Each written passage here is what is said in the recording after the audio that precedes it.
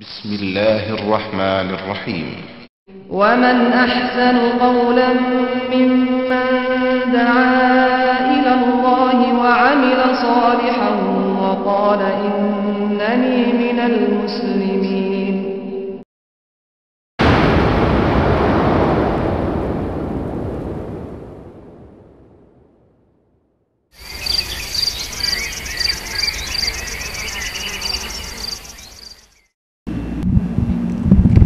الحمد لله رب العالمين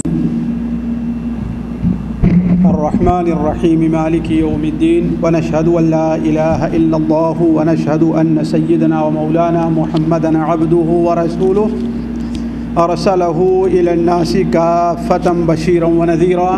أما بعد فإن خير الحديث كتاب الله وخير الهدي هدي محمد صلى الله عليه وسلم وشر الأمور محدثاتها وكل محدثة بدعة وكل بدعة ضلالة وكل ضلالة في النار. أعوذ بالله السميع العليم من الشيطان الرجيم. بسم الله الرحمن الرحيم. يا أيها الذين آمنوا لا تأكلوا الربا أضعافا مضاعفة واتقوا الله لعلكم تفلحون واتقوا النار التي أعدت للكافرين. سبحانك لا علم لنا إلا ما علمتنا إنك أنت العليم الحكيم. رب اشرح لي صدري ويسر لي أمري واحلل عقدة من لساني يفقه قولي واحلل عقدة من لساني يفقه قولي. اللہ کے رسول صلی اللہ علیہ وسلم نے قیامت سے پہلے بہت سے فتنوں کی خبر دی ہے کہ قیامت کی ایک نشانی یہ بھی ہے کہ دنیا میں مختلف قسم کے فتنے پیدا ہو جائیں گے.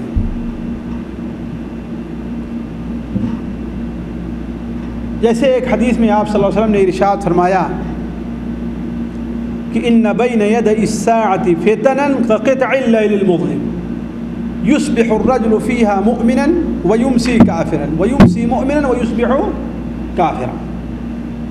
قیامت سے پہلے پہلے اندھیری رات کے ٹکڑوں کے طریقے سے فتنے پیدا ہوں گے اور وہ فتنے اتنے خطرناک ہوں گے کہ اس میں پڑھ کر کے انسان کو حق اور باطل کی، ایمان کی اور کفر کی، توحید کی اور شرک کی تمیز نہیں رہ جائے گی.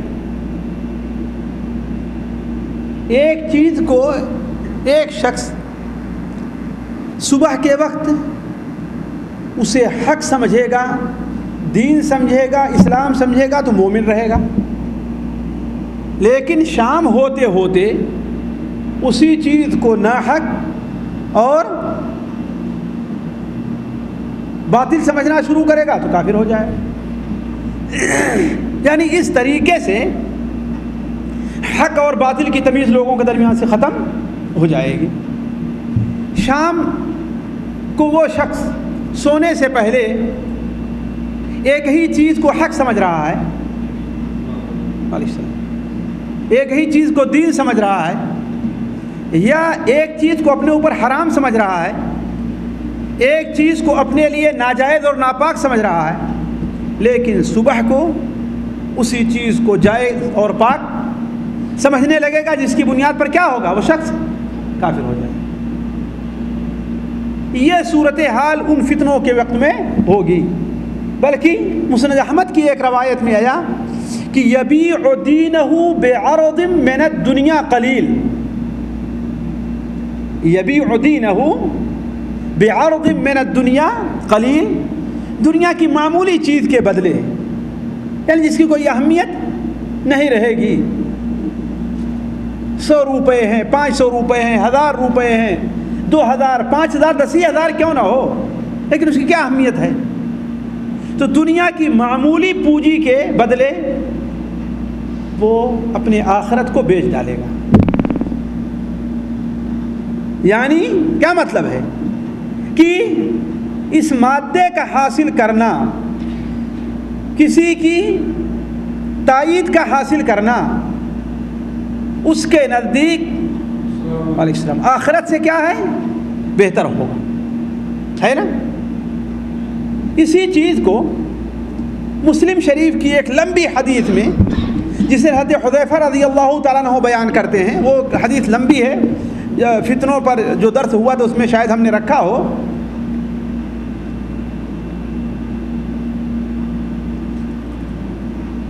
ابھی نہیں رکھتے، صرف اس کا آخر کا ایک حصہ رکھتے ہیں. کہتے حذیفہ رضی اللہ عنہ بیان فرمایا تعرض الفتن علی القلوب کعرض الحصیر عودا عودا. آپ میں سے کوئی کبھی جو لوگ کپڑا بن رہے ہیں،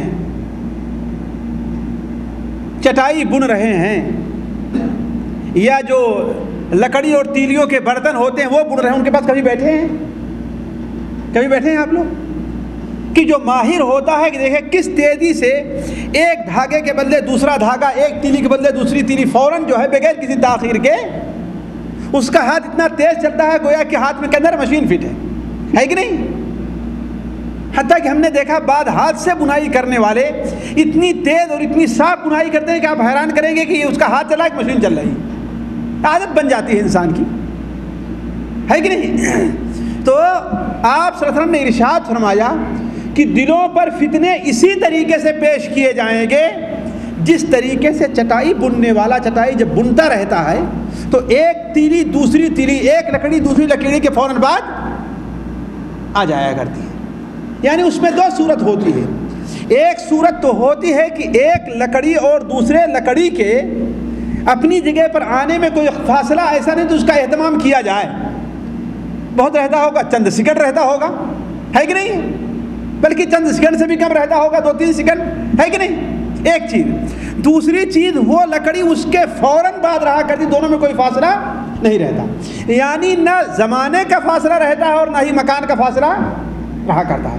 اسی طریقے سے جب انسان کے دلوں پر وہ فتنے پیش کیے جائیں گے تو ان فتنوں کے آنے میں نہ زمانے کا فاصلہ ہوگا اور نہ ہی مکان کا فاصلہ ہوگا. تو تعرض الفتن علی القلوب کعرض الحصیر عودا عودا.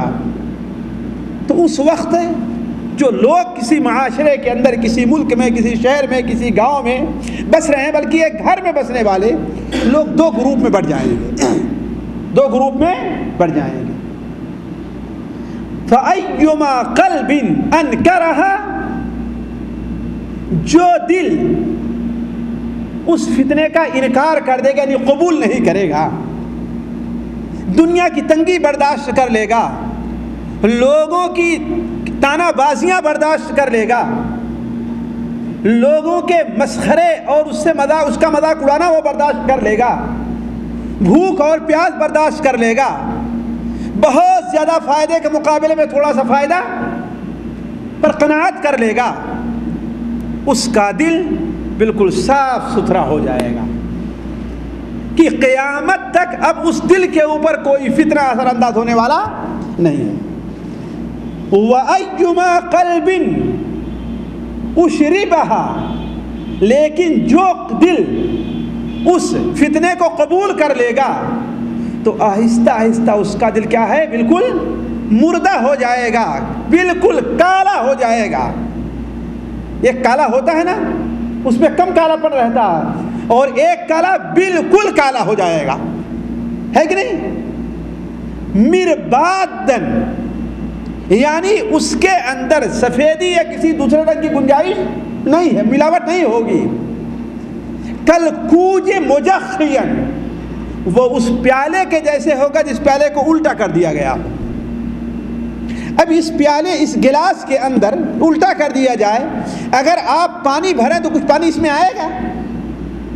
پورے سمندر کا پانی آپ اس کے اندر ڈال دیں، کوئی اثر ہونے والا نہیں ہے. آہستہ آہستہ ڈالیں، ایک بارگی ڈال دیں، جیسے بھی ڈال دیں، پانی ڈالیں، پیشاب اس پر، کوئی بھی چیز کریں، کوئی چیز کو یہ قبول کرنے والا نہیں ہے.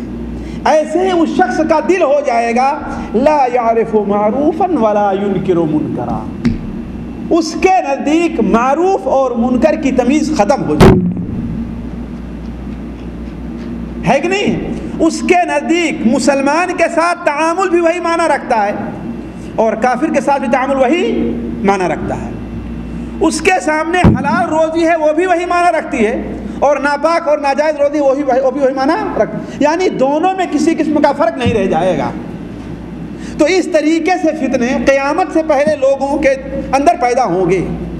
تو ساتھیوں وہی زمانہ آ گیا ہے، اس وقت دنیا کے لوگ اور خصوصاً مسلمان بہت سے فتنوں کے اندر مبتلا ہیں، بہت سے فتنوں میں مبتلا ہیں۔ لوگ بھول جایا کرتے ہیں، آپ لوگ بھی بھول گئے ہوں گے، ورنہ وہ بات ہم نے تفصیل کے ساتھ رکھی تھی کہ عصر حاضر کے کون کون سے فتنے ہیں جو مسلمانوں کو گھیرے ہوئے ہیں، ہے کہ نہیں؟ ایک مثال کے طور پر عورت کا فتنہ ہے۔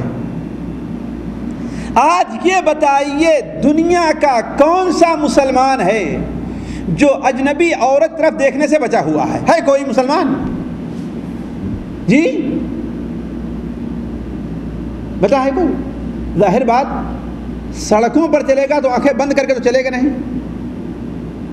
ہاسپٹل میں جائے گا تو نرس کون ہے جی کہ وہ کہے گا نہیں نہیں نہیں بھائی میرا علاج کرنے کے لیے مرد نرس آئے؟ کوئی کہہ سکتا ہے؟ میں تو نہیں سنتا کوئی جو ہے اتنا بڑا پرہیز کر لیتا ہو۔ جہاز کے اوپر بیٹھتا ہے تو اسے پانی وغیرہ کون پیش کرے گی جی؟ مسلمان کی مرد کی عورت؟ جی ہے کوئی جو بچا ہوا ہے دنیا میں؟ گانے کا فتنہ ہے، وہ کون شخص ہے جو کہتا ہے کہ ہم نے گانا نہیں سنا ہے کہ نہیں؟ نہ چاہتے ہوئے بھی برے سے برے گانے اس کے کان کے اندر پڑ رہے ہیں، ہے کہ نہیں قاری صاحب؟ سعودیہ میں ہو سکتا ہے کسی جگہ کچھ ہو جو اپنے آپ کو بچا لیتا ہے کہ نہیں؟ لیکن ہمارے ہندوستان، پاکستان، بنگلہ دیش میں کوئی ہے جو اپنے آپ کو بچا پائے گا؟ یہ ہے فتنہ، ہے کہ نہیں؟ اس طریقے سے بہت سے عصر حاضر کے فتنے ہیں، بہت سے فتنے ہیں، اگر ان کو شمار کیا جائے تو ابھی وقت ختم ہو جائے گا، لیکن میں جس نقطے پر آپ کو لانا چاہ رہا ہوں وہ یہ ہے کہ عصر حاضر کے بہت فتنوں میں سے ایک فتنہ مال کا بھی فتنہ ہے۔ کیا فتنہ ہے؟ مال کا فتنہ ہے۔ اللہ کے رسول صلی اللہ علیہ وسلم کی حدیث سنن ترمذی وغیرہ میں ہے کہ آپ صلی اللہ علیہ وسلم نے ارشاد فرمایا، حضرت کعب بن مالک روایت کرتے ہیں کہ وَإِنَّ لِكُلِّ أُمَّةٍ فِتْنَةٍ، ہر امت کے لیے کوئی نہ کوئی فتنہ ہے۔ فتنہ سے مراد کیا ہے؟ یعنی اس چیز میں پڑھ کر کے وہ قوم ہلاک اور برباد ہوئی ہے، دین کے راستے سے بھٹک گئی ہے، اللہ تعالیٰ کا راستہ چھوڑ دیا ہے۔ مثال کے طور پر آپ نے بنو اسرائیل کا فتنہ کس کو قرار دیا ہے؟ اللہ کے رسول صلی اللہ علیہ وسلم نے۔ اس لیے میں کہتا ہوں لوگ بھول جایا کرتے ہیں، عورت کو قرار دیا ہے۔ فَإِنَّ أَوَّلَ فِتْنَةِ بَنِي إِسْرَائِيلَ كَانَتْ فِي النِّسَاءِ، ہے کہ نہیں؟ بنو اسرائیل کا سب سے پہلا فتنہ کیا تھا؟ اب اس کی تفسیر میں لوگ جو ہے مختلف ہوئے ہیں، بلکہ ہمارے بعض شاعروں نے کہا ہے نا کہ بلعام بن باعور کا جو قصہ ہے جس کا ذکر سورہ اعراف کے آخر میں ہے نا،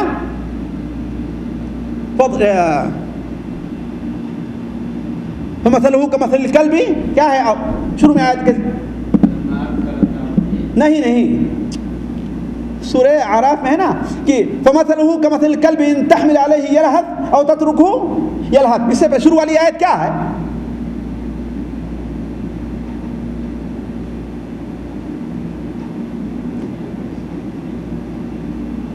ہاں شروع کی آیت کیا ہے؟ علا کل حال وہ اس کے متعدد قصے بیان کیے جاتے ہیں اور عجیب قصہ ہے، تو اسی قصے سے متعلق ایک نو مسلم شاعر ہیں، وہ کہتے ہیں نہ کہنا مانیے زن کا اگرچہ حور پیکر ہو، نہ کہنا مانیے زن کا اگرچہ حور پیکر ہو کہ پھٹکارا گیا بلعام زنے مکار کے بائی۔ علی کل حال یہ تو بخاری شریف کے اندر ہے فَإِنَّ أَوَّلَ فِتْنَةَ بَنِي إِسْرَائِيلَ كَانَتْ فِي النِّسَاءِ، بنو اسرائیل کے اندر سب سے پہلے فتنہ کس سے پیدا ہوا ہے؟ عورتوں کے ذریعے پیدا ہوا ہے۔ تو آپ نے ارشاد فرمایا وَإِنَّ لِكُلِّ أُمَّةٍ فِتْنَةٍ، ہر امت کے لیے ایک فتنہ ہے، वफ़ितनत उम्मती, जी सुनन तिरमिज़ी की रवायत, हाँ कारी साहब, वफ़ितनत उम्मती अलमाल, मेरे उम्मत का फितना क्या है? माल है। यानी माल के फितने में पड़ करके मेरी उम्मत हलाक और बर्बाद होगी। ज़रा बुखारी शरीफ की उस हदीस के ऊपर आप नज़र करें, जिस हदीस के अंदर है कि अल्लाह के रसूल सल्लल्लाहु अलैहि वसल्लम एक बार फजर की नमाज़ पढ़ करके बाहर निकले तो क्या देखते हैं कि आज फजर की नमाज में गैर मामूली लोगों की भीड़ है। अंसार इकट्ठा होकर के आ गए हैं। क्यों? इसलिए कि सुन लिया कि बहरैन से अबू उबैदा ने बहुत ज़्यादा माल मदीना मुनव्वरा भेजा है। तो सब लोग माल के लिए, इसलिए दूर दूर रहने वाले थे ना, सारे लोग आज फजर की नमाज में मस्जिद नबी में हाजिर हो गए हैं। आप सल्लल्लाहु जब नमाज पढ़ करके इनकी तरफ मुतवज्जे हुए और लोगों की कसरत देखी और समझ गए आप कि किस लिए लोग आए हैं। चुनांचे आप मुस्कुराए और क्या कहा? अबशिरू व अम्मिलू,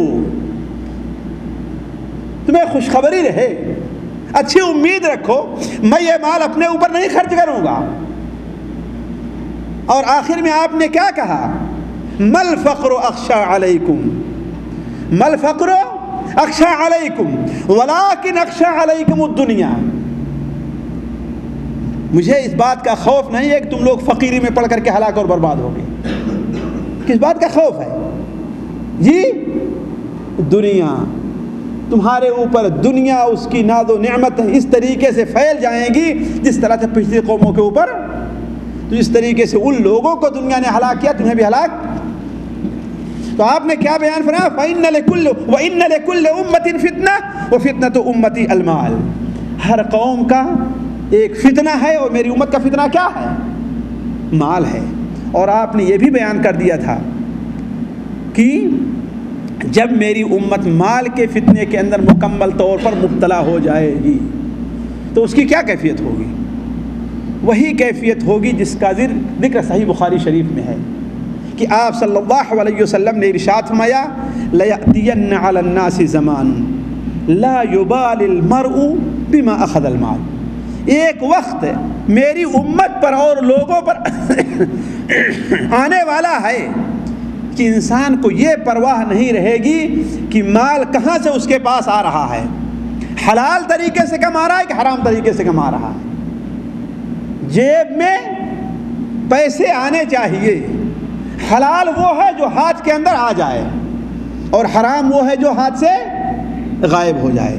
किस तरीके से आ रहा है? झूठ बोल करके, सूद के ज़रिए, चोरी के ज़रिए, नाजायज़, कैसे भी इसकी कोई परवाह नहीं रहेगी। बेटा कमा करके भेज रहा है, बाहर दुनिया में रह रहा है, बड़े शहर में गया है, कमा रहा है, अगर एक महीने बेटे ने खर्च नहीं भेजा तो बाप का पारा आसमान तक पहुंच जाएगा, है कि नहीं है? नाराज़ हो जाएंगे और आते जाते उसकी बीवी को, होता ही नहीं होता हमारे और आपके यहाँ, खूब बातें सुनाते रहेंगे। कहाँ से? उसे अपनी फिक्र है बस। और अगर खुदा न खास्ता बाप के जाने या अनजाने में कुछ पैसा अलग से अपने बीवी बच्चों को भेज दिया तो घर में और बड़ी मुसीबत आ खड़ी होती है कि नहीं? ये सूरत हमारे और आपके यहाँ की। तो एक वक्त ऐसा आएगा जो आ चुका है, जैसा कि आपने बयान फरमाया कि इंसान को ये परवाह नहीं रहेगी कि वो माल कहाँ से कमा रहा, हलाल तरीके से या हराम तरीके से। माल के मुतादिद फितने हैं, लेकिन जो इस वक्त उम्मत पर सबसे खतरनाक फितना उम्मत पर आया हुआ है वो साथियों सूद का फितना है। सूद ने इस वक्त पूरी दुनिया को ही, सिर्फ उम्मत मुस्लिमा को नहीं बल्कि पूरी दुनिया को इस तरीके से अपनी लपेट में ले लिया है कि नेक लोगों का भी, बुजुर्ग लोगों का भी सूद के फितने से छुटकारा पाना क्या है? बड़ा मुश्किल काम हो गया है। जैसा कि आपने बयान फरमाया, बैन यदई साअती यज़हरु रिबा वज़्ज़िना वल ख़मर। हज़रत अब्दुल्लाह मसूद की रिवायत तबरानी के अंदर कि क़यामत से पहले लोगों में बहुत आम हो जाएगा क्या? ज़िना, सूद और शराब। ज़िना, सूद और शराब। और ये देख ले कि ये चीज़ किस कदर हमारे माशरे के अंदर आम हो चुकी है, किस कदर आम हो चुकी है। तो कहने का मतलब कि इस वक्त का सबसे बड़ा फितना जो है माली एतबार से मुसलमान पर कौन सा फितना आया हुआ है? सूद का फितना। सच फरमाया अल्लाह के रसूल सल्लल्लाहु अलैहि वसल्लम ने सुनन तिरमिज़ी, सुनन अबू दाऊद, सुनन इब्न माजा, मुस्नद अहमद और मुतअद्दिद कुतुब हदीस में अल्लाह के रसूल सल्लल्लाहु अलैहि वसल्लम का फरमान हज़रत अबू हुरैरा से मरवी है कि आप सल्लल्लाहु अलैहि वसल्लम ने इरशाद फरमाया, लयअतियन्न अला उम्मती, मेरी उम्मत अलन्नासी, एक मेरी लोगों पर एक ऐसा ज़माना आएगा कि हर शख्स सूद खाएगा, कोई शख्स बगैर सूद खाए बचा नहीं रहेगा। अगर कोई आदमी सूद खाने से बचा भी रह जाता है तो कम से कम सूद की गर्द, सूद का धुआं तो उस तक ज़रूर पहुंचेगा। कम से कम बैंक में पैसा तो रखेगा कि नहीं रखेगा, है कि नहीं? बैंक के ज़रिए अपनी तनख्वाह लेगा कि नहीं लेगा, है कि नहीं? जो लोग सूदी कारोबार करते हैं उनसे के साथ उठना बैठना, दावत खाना, उनके हदिया तो कबूल करेगा कि नहीं कबूल करेगा, है कि नहीं? और अगर तहफ़ीज़ुल कुरान के मुदर्रिस हैं, कोई मदरसा खोल रखा है, तो जो बड़े बड़े ताजिर सूदी कारोबार करते हैं उनके पास चंदा लेने जाएगा कि नहीं जाएगा जी? तो लयअतियन्ना अलन्नासि ज़मानुन, एक ज़माना लोगों पर आने वाला है। ये उसके जायज़ होने का बयान नहीं है, बल्कि आप सल्लल्लाहु अलैहि वसल्लम उससे मुतनब्बे कर रहे हैं कि अव्वलन तो कोशिश करे इंसान कि वो ज़माना उस तक ना पहुँचे, और अगर पहुँच गया है तो जहाँ तक बच सकता है उससे बचने की कोशिश करे। जहाँ 1 रुपये सूद से काम चल जाता है मजबूरी दर्जे पर, वहाँ पर 100, है कि नहीं? ये नहीं कि चलो भाई अब तो उसकी उस मरीज जैसी कैफियत होनी चाहिए कि जो अपने मर्द से किसी तरीके से छुटकारा हासिल करना चाहता है। तो एक ऐसा वक्त आने वाला है कि लोग सूद खाएंगे। अब सवाल यह है साथियों, सूद है क्या? ज़रा इसकी मैं थोड़ी सी वजाहत करते चलूँ ताकि लोग समझ जाएं। इसलिए बहुत से लोग, आप में से कितने लोग आज अभी कह रहे होंगे कि मैं तो सूद नहीं देता, है कि नहीं? मैं तो सूदी कारोबार नहीं करता। लेकिन बहुत से हमारे मुसलमान भाई, कुछ लोग लापरवाही से, कुछ लोग नादानी की वजह से सूद के अंदर मुलव्वत हैं और सूदी कारोबार कर रहे हैं, सूदी कारोबार कर रहे हैं। सूद किसको कहते हैं? असल में सूद के माने क्या होता है? फारसी का लफ्ज़ है, आम तौर पर बोलते माना सूदो ज़िया, यानी जी सूदो ज़िया यानी जी लेन देन ना। सूदो ज़िया यानी फ़ायदा और नुकसान। भाई आम लफ्ज़ बोला जाता है, आम लफ्ज़ बोलते हैं सूदो ज़िया यानी फ़ायदा और नुकसान। ये सूद तर्जमा करते हैं हम अरबी किस लफ्ज़ का? खर्चा रिबा का। किसका?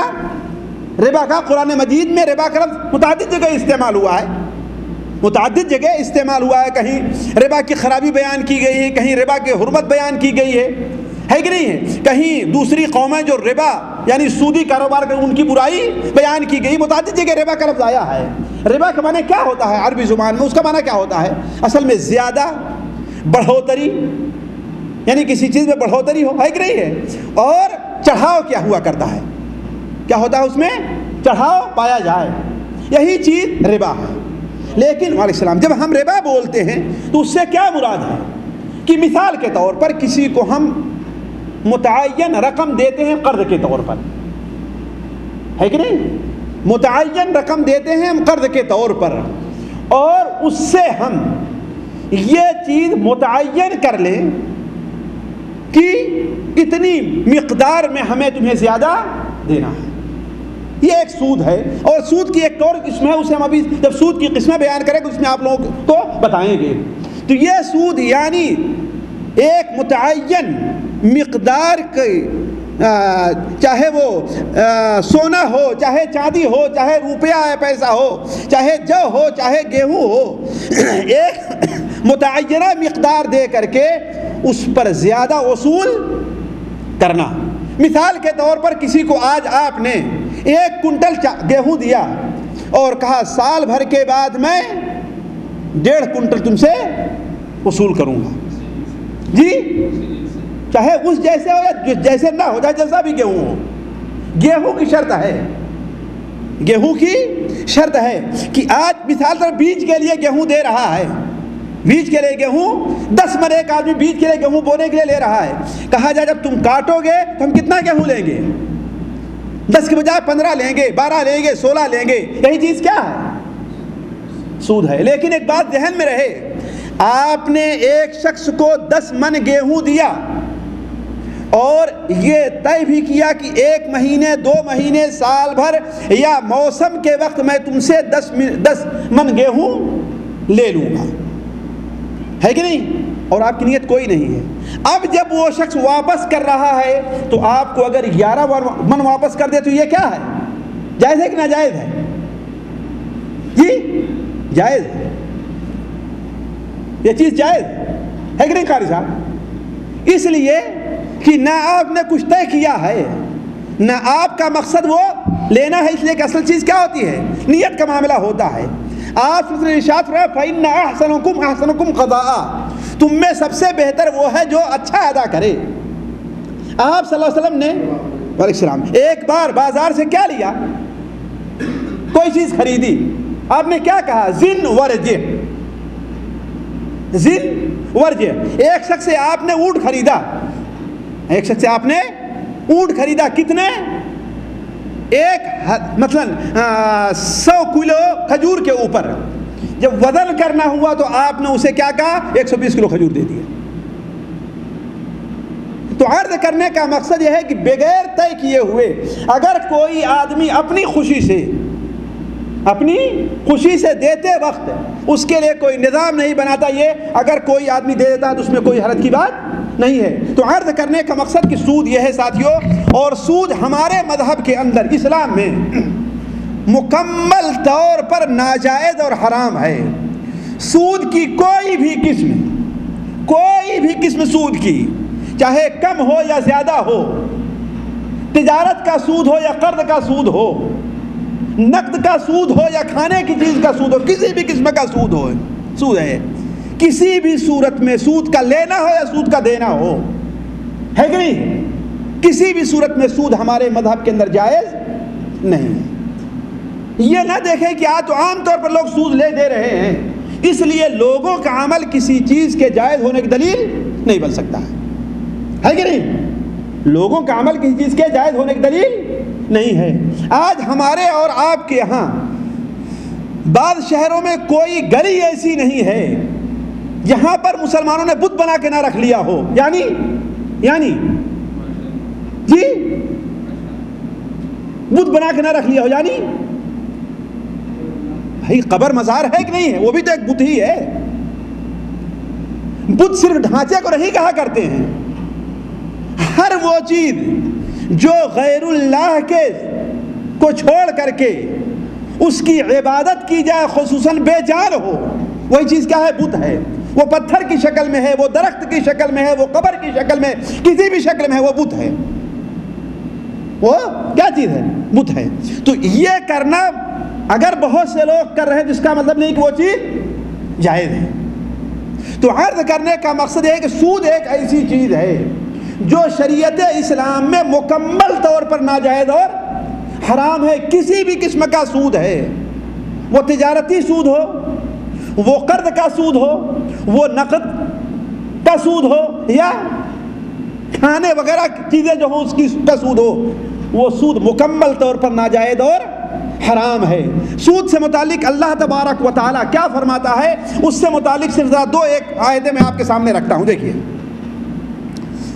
سورہ آل عمران میں اللہ تبارک و تعالیٰ ارشاد فرماتا ہے، یا ایھا الذین آمنوا لا تأکلوا الربا اضعافا مضاعفا۔ ہمیں سے جو بھائی اردو پڑھتے ہوں وہ سورہ آل عمران کی 130 اور 131 نمبر آیت کا ترجمہ پڑھ لیں گے۔ سورہ آل عمران کی 130 اور 131، ظاہر بات ترجمے والا قرآن ہر ایک کے پاس موجود ہے، چاہے دنیا کے جس عالم کا لکھا ہوا ترجمہ ہو، کوئی اس میں کوئی فرق نہیں ہے. اس کا ترجمہ آپ اٹھا کر کے پڑھ لیں. اللہ تعالیٰ ارشاد فرماتا ہے اے ایمان والو لا تأکلوا الربا اضعافا مضاعفا، بڑھتا چڑھتا سود نہ کھاؤ. واتقوا اللہ، اللہ تبارک و تعالیٰ سے ڈرو تاکہ تم کامیاب ہو جاؤ گے. یعنی سود کھا کر کامیاب نہیں ہوگے، سود کو چھوڑ کر کے تم لوگ کامیاب ہوگے. بینک سے سود لینے میں کامیابی نہیں ہے، بینک میں پیسہ رکھنا سود کے اس میں کامیابی نہیں ہے، سودی کاروبار ترک کر دینے میں کامیابی ہے. اور کیا فرمایا اللہ تعالیٰ نے؟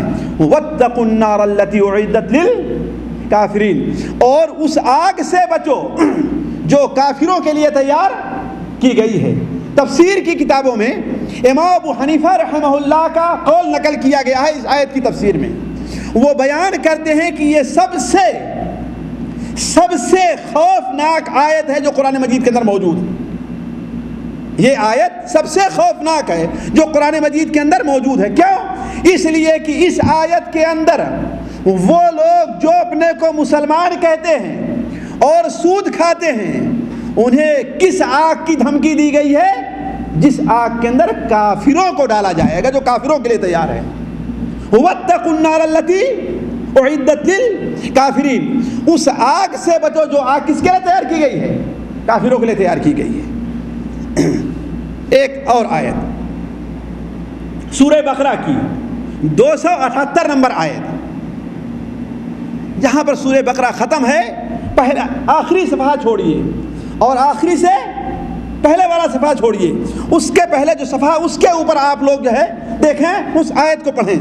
اللہ تعالیٰ ارشاد فرماتا ہے یا ایھا الذین آمنوا اتقوا اللہ، اے وہ لوگوں جو ایمان لے آئے ہو اللہ تبارک و تعالیٰ سے ڈرو. وذروا ما بقی من الربا، اور جو سود باقی رہ گیا ہے پہلے جو تم لیتے دیتے رہے ہو وہ سود جو باقی رہ گیا ہے اس کو اب چھوڑ دو. ان کنتم مؤمنین، اگر تم مومن ہو تو، اگر تمہیں اللہ پر ایمان ہے، قرآن پر ایمان ہے، اللہ کے رسول پر ایمان ہے، حدیثوں پر ایمان ہے، تو جو سود تم لیتے دیتے رہے ہو اب تک وہ کیا کرو تم چھوڑ دو. اس کا مطلب کیا ہوا؟ اگر تم سود کو نہیں چھوڑتے ہو تو اس کا مطلب کیا ہے کہ تم مومن نہیں ہو. معلوم یہ ہوا کہ سود اور ایمان، ایک آدمی مسلمان بھی ہو اور سود بھی کھائے، یہ دونوں ایک ساتھ اکٹھا نہیں ہو سکتے ہیں. ایک آدمی نماز بھی پڑھے اور سودی کاروبار بھی کرے، یہ دونوں اکٹھا نہیں ہو سکتے. ایک آدمی حج بھی کرے اور سود بھی کھائے، یہ دونوں ایک ساتھ اکٹھا نہیں ہو سکتے. اسی طریقے سے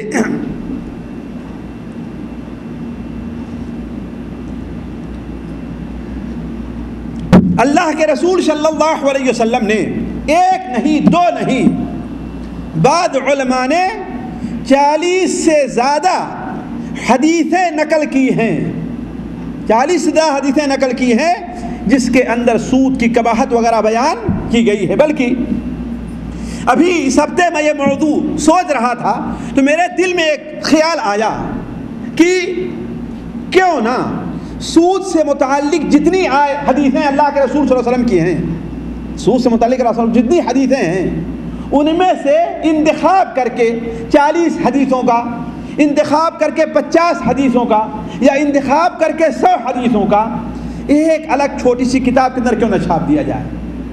اس لیے کہ وہ حدیثیں موٹی موٹی کتابوں کے اندر پڑھی ہے، عام طور پر لوگوں کا ہاتھ وہاں تک پہنچتا نہیں ہے اور نہ لوگ بڑی کتابیں پڑھنے کے عادی ہیں. اگر صرف حدیثیں ان کا ترجمہ اور ہو تو معمولی سے حاشیے کے اندر تھوڑی سی ان کی وضاحت کر کے اگر یہ چھاپ دیا جائے اور کوئی صاحب علم اس کی طرف قدم اٹھا لے تو بڑی بہترین سی چیز ہے. تو کہنے کا مطلب کہ اللہ کے رسول صلی اللہ علیہ وسلم نے بہت سی حدیثوں میں سود کو ناجائز اور حرام قرار دیا ہے. بلکہ ذرا غور کریں، بخاری اور مسلم میں حضرت ابو ہریرہ رضی اللہ عنہ سے مروی ہے کہ اللہ کے رسول صلی اللہ علیہ وسلم نے ارشاد فرمایا کہ 7 ہلاک اور برباد کر دینے والے کاموں سے بچو. اجتنبوا السبع الموبقات، 7 وہ کام جو کمر توڑ دیتے ہیں. کس کی؟ تجارت کی نہیں. کس کی کمر توڑ دیتے ہیں؟ اسلام اور مسلمانوں کی. 7 ہلاک اور برباد کر دینے والے کاموں سے بچو. اجتنبوا السبع الموبقات. صحابہ کرام نے کہا اے اللہ کے رسول وہ کون ہیں؟ آپ نے فرمایا اللہ تعالیٰ کے ساتھ شرک کرنا. ظاہر بات یہ کیا ہے؟ سب سے بڑا گناہ ہے. اس کے بعد آپ نے فرمایا جادو. اس کے بعد آپ نے فرمایا کسی معصوم جان کا بلا وجہ مسلمان کا قتل کرنا. اس کے بعد چوتھی چیز آپ نے فرمایا سود کھانا. معلوم یہ ہوا کہ سود کھانا اللہ تعالیٰ کے کیا ہے؟ بہت بڑا گناہ ہے. یہ وہ گناہ ہے جو کبھی معاف ہونے والے نہیں. بلکہ میں آج ترغیب و ترہیب کا مطالعہ کر رہا تھا, اس کے اندر طبرانی کے حوالے سے ایک حدیث نقل کی, اللہ کے رسول صلی اللہ علیہ وسلم کی حدیث نقل کی گئی. اس حدیث کے بیان کرنے والے عوف ابن مالک ہیں کہ اللہ کے رسول صلی اللہ علیہ وسلم نے ارشاد فرمایا اے لوگو ان گناہوں سے بچو جو کبھی معاف نہیں ہوتے. اتقوا اور اجتنبوا الذنوب التي لا تغفر اور ایاکم والذنوب التي لا تغفر. ان گناہوں سے بچو جو گناہ معاف نہیں ہوں گے. پہلا گناہ آپ نے اس میں خیانت, کیا بتایا آپ نے؟ خیانت, غلول. کہا جو انسان کسی کے مال میں, کسی کی جائیداد میں اسے امین بنایا گیا جائیداد پر, اس نے خیانت کی ہے تو قیامت کے دن وہ خیانت اس کے سامنے لا کے حاضر کی جائے گی. بلکہ حضرت عبداللہ بن مسعود کی ایک روایت میں ہے کہ وہ شخص کو جب جہنم میں ڈالا جائے گا تو وہ چیخے گا, چلائے گا کہ مجھے اللہ اس سے نکال دے. تو اللہ تعالیٰ کہے گا دنیا میں جو تم نے خیانت کی وہ مال لا کر کے پیش کرو, تمہیں جہنم سے نکال دیا جا رہا. تو جہنم کے کہیں نیچے طبقے میں وہ مال اسے دور دکھائی دے گا. وہ بیچارہ آگ کو, آگ کے انگارے کو برداشت کرتا ہوا نیچے اترے گا اور اسے لے کر کے اوپر آنا چاہے گا. بڑا خوش ہوگا کہ اب جہنم کے ہم اوپر حصے پہنچ رہے ہیں, ہمیں اس سے چھٹکارا جہنم سے مل جائے گا. لیکن جب کنارے پر پہنچے گا جہنم کے دہانے پر تو وہ مال پھر نیچے گر جائے گا, اسے پھر دوبارہ اسے وہ لانے کے لیے نیچے اترے گا. اسی طریقے سے وہ جہنم میں برابر جلتا رہے گا. تو عرض کرنے کا مقصد یہ ہے کہ آپ نے کیا بیان فرمایا؟ ایاکم والذنوب التی لا تغفر. ان گناہوں سے بچو جو گناہ معاف ہونے والے نہیں. پہلا گناہ کون سا بیان فرمایا آپ نے؟ غلول اور خیانت کا. دوسرا گناہ آپ نے کون بیان فرمایا؟ سود کا. کس کا؟ سود کا. آپ نے بیان فرمایا اگر تم ایک درہم بھی سود کھاؤ گے تو جو شخص ایک درہم بھی سود کھائے گا قیامت کے دن اس طریقے سے اٹھایا جائے گا کہ سارے لوگ تو کھڑے ہوں گے لیکن وہ زمین کے اوپر بے ہوش, خپتی اور مخبوط الحال طریقے سے پڑا رہے گا. جیسے اللہ نے قرآن میں کیا ارشاد فرمایا ہے؟ الذین یأکلون الربا. جی قاری صاحب, لا یقومون الا کما یقوم الذی یتخبطہ الشیطان من المس. کیوں؟ ذالک بانہم قالوا انما البیع مثل الربا. یہ عذاب اسے کیوں ملے گا؟ کیوں ملے گا؟ اس لیے کہ وہ کہتے رہے کہ چلو بھائی خرید و فروخت کی طرح, جیسا خرید و فروخت تجارت ہے ویسے سود بھی ایک تجارت ہے. تو عرض کرنے کا مقصد ہے کہ اللہ کے رسول صلی اللہ علیہ وسلم نے گناہ سود کو بہت بڑا گناہ قرار دیا. بلکہ میں تفسیر قرطبی پڑھ رہا تھا تو اس میں مجھے ایک واقعہ ملا کہ امام مالک رحمہ اللہ کے پاس ایک شخص آتا ہے. ذرا غور کریں گے سود کی برائی. امام مالک رحمہ اللہ کے پاس ایک شخص آتا ہے اور کہتا ہے اے امام, آج میں راستے سے گزر رہا تھا, شام کا وقت تھا, کیا دیکھتا ہوں کہ ایک شرابی ہے اور وہ شراب کے نشے میں بالکل دھت ہے, بالکل شراب کے نشے میں مست ہے. جانتے ہیں شراب کے نشے میں انسان جب مست ہوتا ہے تو اسے کوئی پرواہ نہیں رہتی. اسی نشے میں کبھی جا کر کے پانی میں ڈوب جاتا ہے کہ نہیں ہے؟ کبھی اسی نشے میں نعوذ باللہ من ذالک اور کچھ کر بیٹھتا ہے. اسی نشے میں کبھی وہ ایسی باتیں بکتا ہے گویا اس ملک کا بادشاہ ہے کہ نہیں, پاگل ہو جاتا ہے. تو کہا وہ شخص شراب کے نشے میں دھت ہے اور کوشش کر رہا ہے کہ چاند کو پکڑ لے, اچھلتا ہے, کودتا ہے, گالی دیتا ہے, ٹیلے پر چلنے کی کوشش کرتا ہے, لیکن چاند کو کیسے پکڑ پائے گا؟ تو کہا اس کی یہ کیفیت اور یہ بیوقوفی دیکھ کر کے ہم نے کہا کہ اگر شراب سے برا بھی کوئی گناہ ہو شراب سے بری بھی کوئی چیز ہو تو میری بیوی کو طلاق ہے. کچھ لوگ بڑے تیز ہوتے ہیں طلاق دینے میں، ہے کہ نہیں ہے؟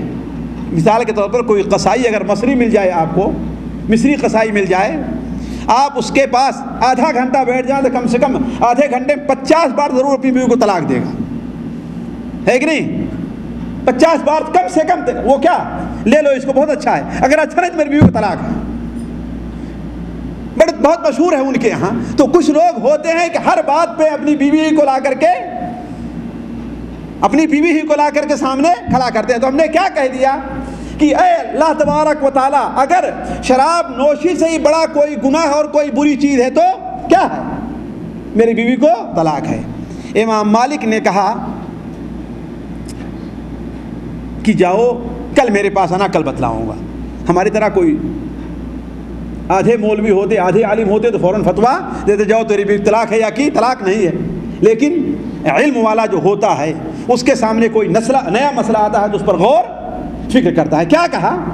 جاؤ کل آنا، میں بتلاؤں گا. دوسرے دن آیا پوچھنے کے لیے. امام مالک نے کہا اچھا کل آؤ گے تو بتلاؤں گا. ابھی سوچ رہے ہیں، غور کر رہے ہیں. تیسرے دن آیا تو کہا تیری بیوی کو طلاق واقع ہو گئی ہے. کیوں؟ کہا ہم نے پورے قرآن مجید پر نظر ڈالی ہے، پورے قرآن مجید پر نظر ڈالی اور احادیث کے پورے ذخیرے پر نظر ڈالی، لیکن سود سے بڑا گناہ مجھے کوئی دوسرا نظر نہیں آیا ہے. کیوں؟ اس لیے کہ یہی وہ گناہ ہے جس کے بارے میں اللہ نے کیا فرمایا ہے؟ فَإِن لَمْ تَفْعَلُوا فَأَذَنُوا بِحَرْبٍ مِّنَ اللَّهِ وَرَسُولِهِ. اگر تم سود کھانا، سود لینا، سود دینا، سود لکھنا، سود پر گواہ بننا نہیں چھوڑتے ہو تو کیا کرو؟ فَأَذَنُوا بِحَرْبٍ مِّنَ اللَّهِ وَرَسُولِهِ. اللہ اور اس کے رسول سے قتال کرنے کے لیے تیار ہو جاؤ. اللہ اور اس کے رسول سے لڑائی کرنے کے لیے تیار ہو جاؤ. تو عرض کرنے کا مقصد یہ ہے ساتھیوں کہ سود بہت بڑا گناہ ہے.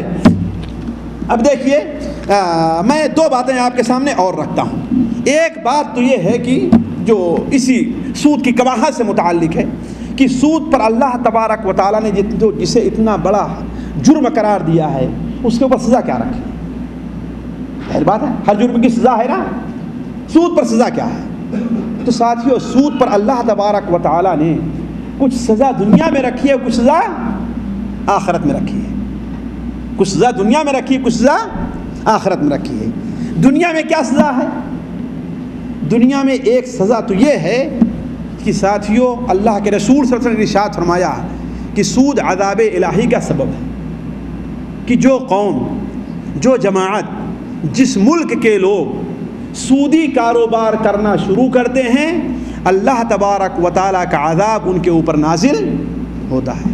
ساتھیوں واللہ اگر غور کریں اس وقت پوری دنیا کے لوگوں پر، صرف سعودیہ میں نہیں، ہندوستان، پاکستان، بنگلہ دیش، پوری دنیا کے لوگوں پر مہنگائی کی سزا اور مہنگائی کا عذاب جو مسلط کر دیا گیا ہے اس کی سب سے بڑی وجہ میں ماہر اقتصادیات نہیں ہوں، لیکن جو ماہر اقتصادیات ہیں چاہے مسلمان ہیں یا کافر ہیں ان سے پوچھ لیجئے اس کی سب سے بڑی وجہ کیا ہے؟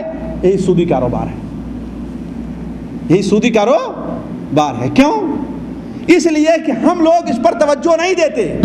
ہم لوگ خوش ہوتے ہیں کہ بینک میں آج ہم 10 سال کے لیے 1 لاکھ رکھ دے رہے ہیں تو ہمیں 10 سال بعد کتنا مل جائے گا؟ جی کتنا مل جائے گا؟ 1 لاکھ رکھ کم سے کم 2 لاکھ تو ہو ہی جائے گا نا. 10 لاکھ رکھ دے رہے ہیں کتنا بن جائے گا؟ 20 لاکھ تو ہو ہی جائے گا نا. بڑا لوگ خوش ہوتے ہیں کہ ہم نے رکھا کتنا؟ 1 لاکھ ملا کتنا ہم کو؟ جی 2 لاکھ. خوش ہوتے ہی نہیں خوش ہوتے ہیں. آپ نے فکس ڈپوزٹ پر کوئی یعنی بچت کھاتا آپ نے چالو کیا ہے کہ نہیں؟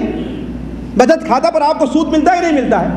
اب جیسا آپ رکھیں گے جس حساب سے آپ کا سود بڑھتا رہے گا. 5%، 10% جو آپ کو ملتا رہے گا. لوگ کہیں کہ اس میں عیب کیا، برائی کیا ہے، ہم کو چیز مل رہا ہے. لیکن ساتھیوں یہ نہیں سوچتے ہیں کہ وہ بنیاں، جو ہم کو 10% سود دے رہا ہے، 5% دے رہا ہے، وہ ہم سے 50% اور 100% پیسہ ہم سے اصول کر لے رہا ہے. لیکن ظاہر بات ہے وہ چور راستے سے وصول کرتا ہے، سامنے سے نہیں وصول کرتا ہے. اس کی ایک مثال میں دوں.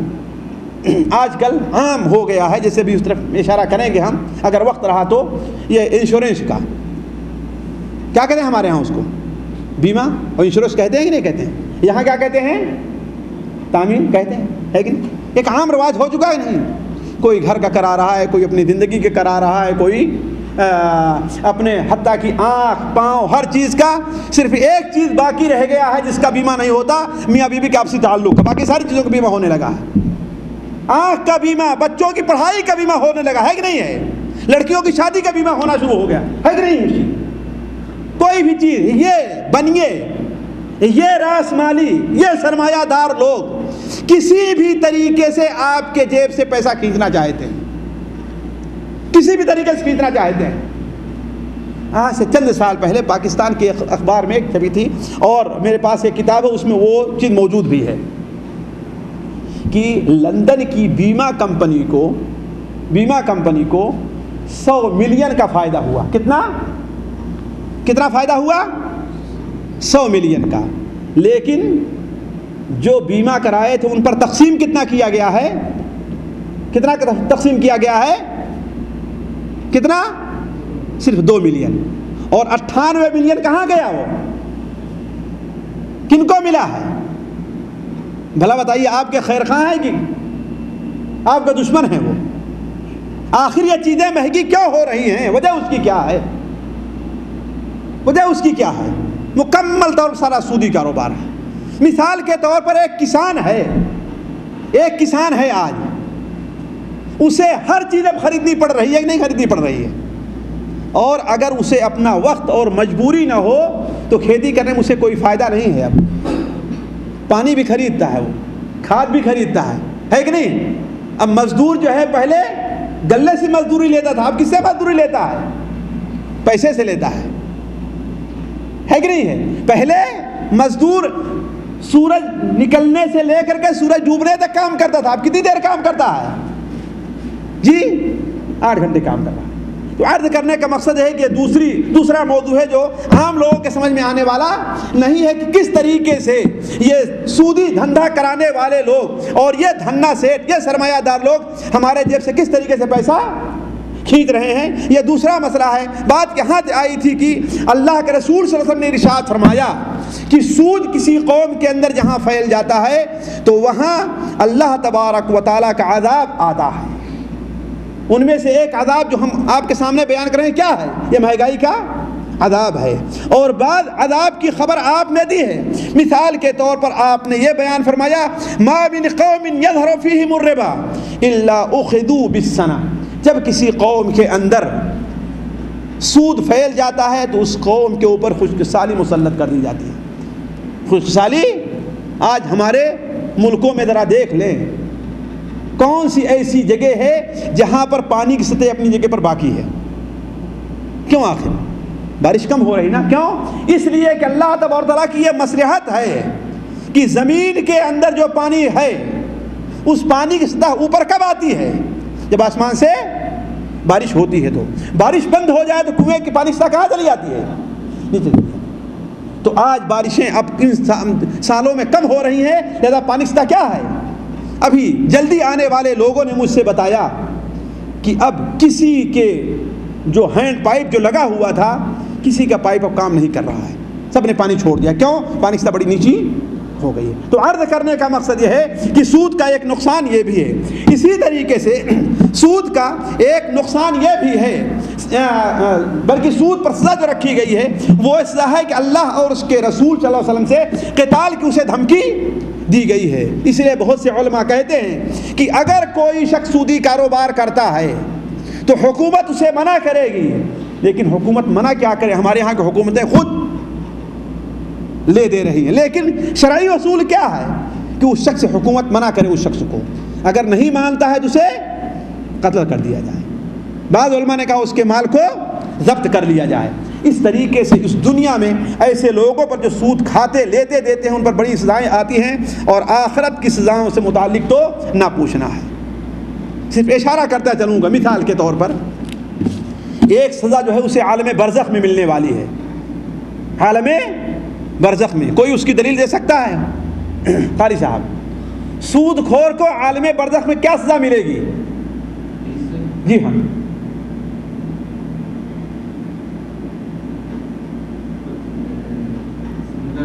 ہاں جی ہاں، وہ صحیح بخاری شریف کی روایت ہے نا، حضرت سمرہ ابن جندب کی، کہ اللہ کے رسول صلی اللہ علیہ وسلم کو خواب میں دو شخص آئے اور آپ کو لے کر کے چلے ایسی جگہ پر جو پتھریلی جگہ تھی، آپ چل نہیں پا رہے تھے۔ انہوں نے کہا چلیے ہم آپ کی مدد کرتے ہیں۔ آپ صلی اللہ علیہ وسلم کا گزر ایک ایسے شخص کے اوپر ہوا جو خون کے دریا میں تیر رہا ہے، کنارے پر ایک شخص بیٹھا ہوا ہے اور اس کے پاس بہت سارے پتھر رکھے ہوئے ہیں۔ جو خون کے دریا میں ٹہل رہا ہے وہ شخص کنارے آنا چاہتا ہے اپنے منہ کو کھول کر کے، تو یہ شخص جو کنارے پر بیٹھا ہوا ہے اس کے منہ میں اتنے زور کا پتھر مارتا ہے کہ وہ پھر دور چلا جایا کرتا ہے۔ آپ نے پوچھا اے جبرائیل یا ہمارے ساتھیوں یہ کون سے لوگ ہیں؟ تو انہوں نے کیا جواب دیا؟ یہ سود خور ہے۔ اسی طریقے سے سنن ابو داؤد میں وہ حدیث آپ لوگوں نے نہیں پڑھی معراج سے متعلق، کہ اللہ کے رسول سے معراج کرائی گئی تو آپ کا گزر کچھ ایسے لوگوں پر ہوا جو زمین پر پڑے ہوئے ہیں، اٹھنا چاہتے ہیں اٹھ نہیں پا رہے ہیں، یہ اور ان کے پیٹ بڑے بڑے گھروں کے طریقے سے پھولے ہوئے ہیں، اس لیے کہ سود کھانے کی لت جس کو پڑ جاتی ہے اس کا پیٹ کبھی بھرتا نہیں ہے، کبھی نہیں بھرتا اس کا پیٹ، ہے کہ نہیں ہے؟ اس کا پیٹ کبھی بھرتا نہیں ہے۔ تو اس کا ان لوگوں کے پیٹ بہت بڑے سے ہیں، بڑے بڑے گھر ہوں، اور اس پیٹ کے اندر سانپ اور بچھو ٹہل رہے ہیں، ڈنک مار رہے ہیں، یہی کیفیت اس کی ہے۔ آپ نے پوچھا اے جبرائیل یہ کون سے لوگ ہیں؟ تو حضرت جبرائیل نے کہا یہ آپ کی قوم کے وہ لوگ ہیں جو سود کھاتے اور کھلاتے ہیں۔ تو عرض کرنے کا مقصد یہ ہے کہ اتنی خطرناک اور عبرتناک سزائیں جو سود خور کی ہیں، اس سے پتہ چلتا ہے کہ سود کوئی معمولی گناہ نہیں ہے۔ اب چند الفاظ میں یہ ہم دیکھ لیں کہ سود کی قسمیں کیا کیا ہیں۔ بہت سے لوگ بعض ایسی قسمیں سود کی ہیں جو سمجھتے نہیں۔ دیکھیے علماء نے حدیث اور قرآن پر نظر رکھ کر کے سود کی دو قسم کی ہے، ایک کو نسیہ ادھار اور ایک ربا الفضل یعنی زیادتی کا سود، یہ دو سود کہے گئے ہیں۔ نسیہ سود کیا ہے؟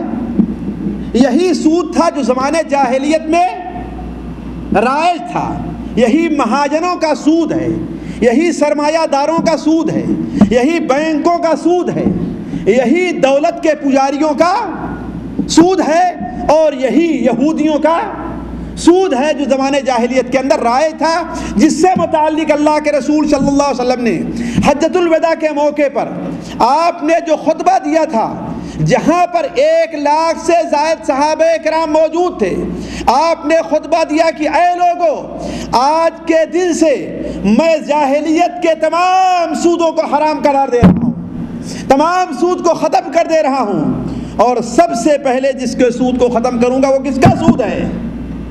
اپنے چچا عباس ابن عبد المطلب کا سود ہے۔ یہی وہ سود ہے جس کی حرمت کو آپ نے کب قرار دیا تھا؟ حجۃ الوداع کے موقع پر۔ اور یہی سود ہے جس سے متعلق قرآن مجید کی آخری آیات جو نازل ہوئی ہیں آپ کی وفات سے 2-3 مہینہ پہلے، کہ یا ایھا الذین آمنوا اتقوا اللہ وذروا ما بقی من الربا ان کنتم مؤمنین فإن لم تفعلوا فاعذروا بحرب من اللہ ورسولہ، ہے کہ نہیں ہے؟ اے لوگو، ہاں وہ آیت کا چھوڑو کے سامنے چھوڑ دیا ہے جان بوجھ کر کے، ہے نا؟ یا ایھا الذین آمنوا اتقوا اللہ وذروا ما بقی من الربا ان کنتم مؤمنین فاعذروا بحرب من اللہ ورسولہ ان کنتم جی فإن تبتم فلکم رؤوس اموالکم فإن تبتم فلکم رؤوس اموالکم لا تظلمون ولا تظلمون۔ تو اے لوگوں جو ایمان لے آئے ہو، سود کھانا چھوڑ دو اگر تم مومن ہو تو، اگر تم مومن ہو، اگر سود کھانا نہیں چھوڑتے، سود لینا نہیں چھوڑتے ہو، تو اللہ اور اس کے رسول لڑائی کرنے کے لیے تیار ہو جاؤ۔ یہی وہ سود تھا۔ اس کی کیا صورت تھی؟ اس کی دو ایک صورتوں کا میں اشارہ کرتے چلتا ہوں جو آج بھی رائج ہے۔ مثال کے طور پر کسی شخص نے کسی سے مثال کے طور پر قرض لیا، یا کسی کے یہاں گیا 100 روپے کا غلہ خریدا، نقد اس کی قیمت کیا ہے؟ 100 ہے، لیکن اس کے پاس پیسہ نہیں ہے۔ وہ کہتا ہے ٹھیک ہے میں آج لے رہا ہوں، ہے کہ نہیں ہے، لیکن تمہیں دے رہا ہوں، میں 1 مہینے کے بعد پیسہ لوں گا تم سے، لیکن اگر آج اس کی قیمت 100 ہے تو اس کی قیمت میں اس وقت 150 لوں گا۔ سال گزر گئے لیکن وہ قیمت نہیں دے پایا، تو وہ کہتا ہے ٹھیک ہے اب میرا قرض تمہارے اوپر 100 نہیں ہے، کتنا ہے؟ 150 ہے، اس لیے کہ 100 اصل اور 50 سود۔ اب میرا پیسہ کتنا ہے تمہارے اوپر؟ جی 150 ہے۔ اب 150 پر وہ سود لیتا تھا، 150 پر وہ سود لیتا تھا۔ ایک صورت یہ تھی کہ ایک شخص کسی کے پاس گیا، سال بھر جب پورے ہو گئے تو کہا ہاں بھائی میرے سود کے ساتھ ساتھ میرا پیسہ کیا کرو؟ واپس کرو۔ وہ نہیں دے سکا تو کہتا ہے ٹھیک ہے ایسا کرو تمہارے پاس کچھ ہو تو مجھے دے دو ابھی۔ مثال کے طور پر 1000 ہے نا تو 100 روپے 50 روپے ہیں جو تم مجھے دے دو، اور اب تک جو میں تم سے 50 پیسے سود لیتا تھا اب کتنا سود لوں گا؟ 100% سود لوں گا۔ یعنی اگر تم نے 1000 لیا ہے تو تمہیں کتنا دینا پڑے گا؟ جی 2000 دینا پڑے گا۔ تو یہ 100 روپے 200 روپے یہ بھی لے لیا، 50 روپے یہ بھی لے لیا، اور سود کی شرح اس نے بڑھا بھی دی۔ یہ سود تھا جو عام طور پر زمانے جاہلیت کے اندر رائج تھا۔ اس طریقے سے جو قرض لیتے تھے تو قرض کے اوپر بھی یہی چال چلا کرتے تھے۔ تو یہ سود ہے جسے قرآن مجید کے اندر حرام قرار دیا گیا۔ دوسرا ایک سود اور ہے، اسے اچھی طریقے سے سمجھیں، اور آج بہت سے لوگ اس کو سمجھتے رہے، اس کے اندر ملوث ہے۔ یہ تو زمانے جاہلیت میں لوگ اس کو بھی سود کہا کرتے تھے، لیکن دوسرا جو تھا اسے سود نہیں کہتے تھے۔ وہ کیا ہے؟ وہ یہ ہے کہ ایک ہی جنس کی دو چیز، ایک ہی جنس کی دو چیز کے اندر تبادل کے اندر عدلے بدلے میں زیادہ لیا جائے اور کم دیا جائے، یہی سود میں داخل ہے۔ مثال کے طور پر آپ کے پاس یہاں کے لحاظ سے سکری کھجور موجود ہے، ایک شخص آتا ہے جس کے پاس خضری کھجور ہے، وہ کہتا ہے ہاں بھائی مجھے سکری کھجور چاہیے، ایسا کرو مجھے 1 کنٹل سکری کھجور دے دو، میں تمہیں 2 کنٹل خضری کھجور دے رہا ہوں۔ شریعت کے اندر کیا ہے؟ جائز ہے؟ قطعاً ناجائز۔ یہی سود ہے، یہی سود ہے۔ دوسری صورت یہ تھی، اس لیے میں کہتا ہوں بہت سے لوگ سمجھتے نہیں اور آج یہ کام کر رہے ہیں، بھلے سے کوالٹی میں کچھ بھی ہو، دونوں کی جو بھی کوالٹی ہو، ہے کہ نہیں، اس میں کوئی فرق نہیں ہے۔ یہی چیز ربا الفضل کہا گیا حدیث شریف کے اندر، ابھی اس کی وضاحت آتی ہے کہ نہیں ہے۔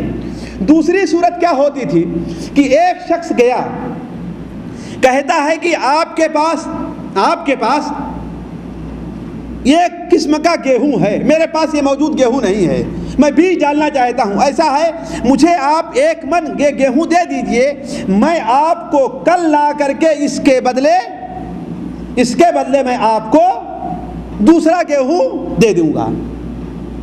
شریعت کہتی یہ بھی جائز نہیں ہے، یہ بھی جائز نہیں ہے، بدلے میں یہ بھی جائز نہیں، بلکہ کیا ہونا چاہیے؟ ہاتھوں ہاتھ ہونا چاہیے، ہاتھوں ہاتھ، کل کے شرط پر نہیں، کل کے شرط پر نہیں۔ اسی چیز کو یہ چیز بھی تمام علماء کے نزدیک یہ نہیں کہ کہیں کہ مقصود یہ بات کہہ رہا تھا، حنفی، مالکی، شافعی، حنبلی جتنے علماء ہیں، ہندوستانی، پاکستانی، بنگلہ دیشی، سعودی، عربی، عجمی، افریقی، امریکی، جو بھی ہیں، ہر عالم کے نزدیک یہ سود کیا ہے؟ ناجائز اور حرام ہے۔ اسی کو ربا الفضل کہا گیا ہے، اسی کو ربا الفضل، یعنی دو ہم جنس چیزوں کے اندر زیادتی کرنے کو یہی چیز کیا کہتے ہیں؟ ربا الفضل کرتے ہیں۔ دیکھیے غور سے سن لیں، دو چیزوں میں ایسے اگر تبادل کرنا ہے تو اس کے لیے دو شرطیں ہیں۔ پہلی شرط یہ ہے کہ برابر سرابر ہونا چاہیے۔ 1 کلو گیہوں کا بدلہ 1 ہی کلو گیہوں سے ہوگا، دونوں کی قیمت میں چاہے جتنا فرق ہو۔ 1 کلو کھجور کا بدلہ 1 کلو ہی سے ہوگا، دونوں کی قیمت میں چاہے زمین آسمان کا فرق ہو۔ یہ چیز میں اپنی طرف نہیں کہہ رہا ہوں، یہ ہو سکتا ہے کہ نہیں آپ یہ کہیے کہ ہاں بھائی یہ کھجور کتنے کی ہے، کتنے کی ہے یہ کھجور، قیمت کیا ہے، یہ پیسہ لے لو، اب اس کے بعد اپنی کھجور اسے آپ بیچیں، یہ ہو سکتا ہے۔ لیکن بدلہ دو قسم کی کھجوروں کا کیا ہوگا؟ بالکل برابر سرابر ہونا چاہیے۔ صحیح مسلم شریف میں حضرت ابو سعید خدری کی روایت ہے کہ اللہ کے رسول نے ارشاد فرمایا، دیکھیے الذهب بالذهب والفضة بالفضة والبر بالبر والملح بالملح، یہ کیا چیزیں ہوئی؟ 4 چیزیں ہوئی نا، لیکن 2 چیزوں کا اور ذکر ہے، 2 چیزوں کا اور ذکر ہے، وہ کیا ہے؟ شعیر و بالشعیر والتمر بالتمر، 6 چیزیں کا ذکر حدیث شریف کے اندر آیا ہے، یعنی سونا، چاندی، گیہوں، جو، کھجور اور نمک، کھجور اور نمک۔ ان چیزوں میں پہلی شرط تو یہ ہے کہ آپ نے فرمایا مثلم بمثل، کیا ہونا چاہیے؟ برابر سرابر ہونا چاہیے، یدم بید، نقد ہونا چاہیے۔ فمن زاد او استزاد، جس نے زیادہ دیا یا زیادہ مانگا، جس نے زیادہ دیا یا زیادہ لیا، فقد اربت، اس نے سودی کاروبار کیا۔ الاخذ والمعطی سوا، دینے والا اور لینے والا دونوں کیا ہیں؟ برابر کے گنہگار ہیں۔ ایک اور حدیث صحیح مسلم شریف میں حضرت ابو سعید خدری کی ہے کہ ایک شخص اللہ کے رسول کے پاس آیا اور کہا کہ اے اللہ کے رسول صلی اللہ علیہ وسلم یہ کھجور لے لیجئے۔ کہا کہ یہ کھجور تم کہاں سے لائے ہو؟ تو میرے باغ کا کھجور نہیں ہے، کہاں سے لائے ہو؟ تو کہا اے اللہ کے رسول صلی اللہ علیہ وسلم یہ کھجور میرے باغ، آپ نے باغ کا تو نہیں ہے، لیکن اپنے باغ میں کچھ غلط قسم، خراب قسم کا کھجور تھا، تو وہ 2 سا دے کر کے ہم نے اس کو 1 سا لے لیا ہے۔ آپ نے فرمایا یہ تو ربا ہے، ردو ہو جاؤ، واپس کرو، پھر اس کے بعد اس کھجور کو بیچ کر کے پیسہ لے لو، پھر اس سے وہ دوسری کھجور خریدو۔ آ رہی بات سمجھ میرا؟ تو کہنے کا مطلب ایک قسم کی 2 چیز، سونا ہے، چاندی ہے، گیہوں ہے، جو ہے، کھجور ہے اور نمک ہے، ان میں سے کسی بھی چیز کو اگر ایک کوالٹی کو دوسری کوالٹی سے بدلنا ہے تو اس میں کیا ہونا چاہیے؟ بالکل برابر سرابر ہو۔ اسے میں کہہ رہا ہوں بہت سے لوگ اس کو سمجھتے نہیں ہیں، سود کے اندر پڑ جایا کرتے ہیں، جبکہ یہ سود ایسا ہے جو تمام دنیا کے علماء کے نزدیک حرام اور ناجائز ہے، حرام اور حنفی، مالکی، شافعی، حنبلی، ہر ایک کے نزدیک کیا ہے؟ ناجائز ہے۔ دوسری شرط یہ ہے، پہلی شرط کیا ہے؟ کہ برابر سرابر ہو، دوسری شرط یہ ہے کہ ہاتھوں ہاتھ ہو، برابر ایک ہاتھ سے دے رہے ہیں دوسرے ہاتھ سے لیجیے، ایک ہاتھ سے دے رہے ہیں دوسرے ہاتھ سے لیجیے۔ جیسا کہ آپ نے فرمایا الذهب بالذهب والفضة بالفضة والبر بالبر والشعير بالشعير والتمر بالتمر والملح بالملح، سونا سونے کے بدلے، چاندی چاندی کے بدلے، گیہوں گیہوں کے بدلے، جو کے بدلے، کھجور کھجور کے بدلے، نمک نمک کے بدلے، مثلم بمثل، کیا ہے؟ برابر ہونا چاہیے، سوام بسوائن، یدم بیدین، کیا ہونا چاہیے؟ ہاتھوں ہاتھ ہونا چاہیے، ہاتھوں ہاتھ ہونا چاہیے۔ لیکن ایک چیز رہ جاتی ہے، اگر دونوں چیزیں مختلف ہوں، یعنی سونے کو چاندی کے بدلے لینا ہے تو برابری کی قید نہیں ہے، لیکن ہاتھوں ہاتھ لینے کی قید ضرور ہے۔ گیہوں کو جو کے بدلے بیچنا ہے تو برابر کی قید نہیں ہے، دونوں کیا ہیں؟ الگ الگ ہیں، لیکن ہاتھوں ہاتھ کی قید ضرور ہے۔ یہ نہیں کہ آج میں تم کو 1 من گیہوں دے رہا ہوں، کل یا پرسوں یا نرسوں یا سال بھر کے بعد تم مجھے 2 من چاول دے دینا، 2 من جو دے دینا، ایسا نہیں ہو سکتا ہے۔ کیا ہونا چاہیے؟ نقد ہونا چاہیے، یا تو کہیے آج میں تمہیں بیچ رہا ہوں اتنے میں، بعد میں تم سے اتنے کا جو خرید لوں گا، یہ الگ بات ہے کہ نہیں؟ تو دوسری شرط کیا ہے؟ نقد ہونی چاہیے۔ آپ نے بیان فرمایا فَإِذَا اخْتَلَفَتْ هَذِهِ الْأَصْنَافُ، یہ چیزیں جب ایک دوسرے سے مختلف بدل جائیں تو فَبِيعُوا كَيْفَ شِئْتُم، جیسا چاہو تم بیچو، لیکن ادھار کے بدلے نقد نہیں بیچنا چاہیے۔ تو یہ چیزیں ساتھیوں ہمیشہ ذہن میں رکھنا چاہیے۔ البتہ ایک چیز اور رہ گئی، یہ دیکھیے، یہ دونوں چیزیں مثال کے طور پر اس میں کن چیز کا ذکر ہے؟ 6 چیز کا ذکر ہے، تو آیا باقی چیزوں کا لین دین جائز ہوگا کہ نہیں جائز ہوگا؟ دیکھیے اس چیز میں علماء کا اختلاف ہے، کن کن چیزوں کا ناجائز ہے۔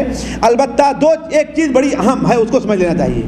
پہلی چیز یہ ہے جتنی قیمتی چیزیں ہیں، قیمت والی ہیں، ان میں سود ہوگا، یعنی سونا اور چاندی۔ سونا چاہے اچھے قسم کا ہو، 21 کیرٹ کا ہے یا 18 کا ہے، 24 کا ہے یا 20 کا ہے، جو بھی ہو، عدل بدل میں کیا ہے؟ برابر سرابر ہوگا، کمی زیادتی نہیں ہو سکتی ہے۔ اگر کمی زیادتی ہوئی تو کچا سونا ہے یا عورت کا ہار بنا ہوا ہے، دونوں لین دین میں کیا ہونا چاہیے؟ برابر سرابر ہونا چاہیے، کم اور زیادہ نہیں ہونا چاہیے۔ اسی طریقے سے سونے کے بدلے چاندی، اگر لین دین کرنا ہے تو نقد تو جائز ہے، کمی اور زیادتی کے ساتھ۔ مثال کے طور پر ایک ایک کلو سونے کے بدلے آپ 10 کلو یا 50 کلو چاندی لے لیں، کوئی بات نہیں، اس لیے کہ دونوں الگ الگ چیزیں ہیں، لیکن نقد ہونا چاہیے، ادھار نہیں ہونا چاہیے۔ کیا ہونا چاہیے؟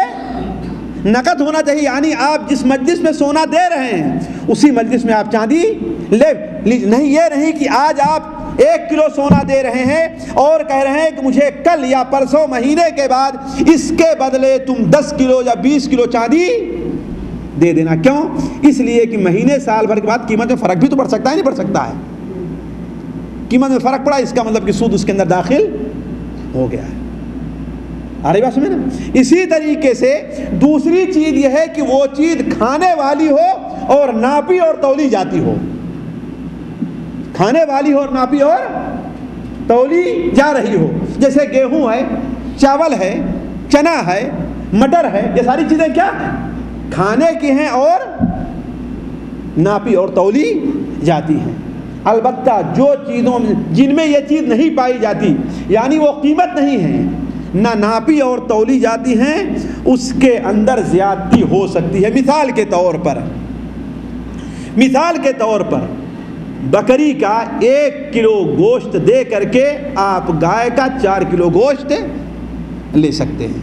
بعض علماء نے اسے ناجائز کہا، لیکن حق یہ ہے کہ یہ لے سکتے ہیں۔ 1 بکرے کے بدلے 2 بکری آپ لے سکتے ہیں، 1 گائے کے بدلے آپ 2 بیل یا 2 بیل کے بدلے 1 گائے یا 1 بیل کے بدلے 2 بیل آپ لے سکتے ہیں۔ کیوں؟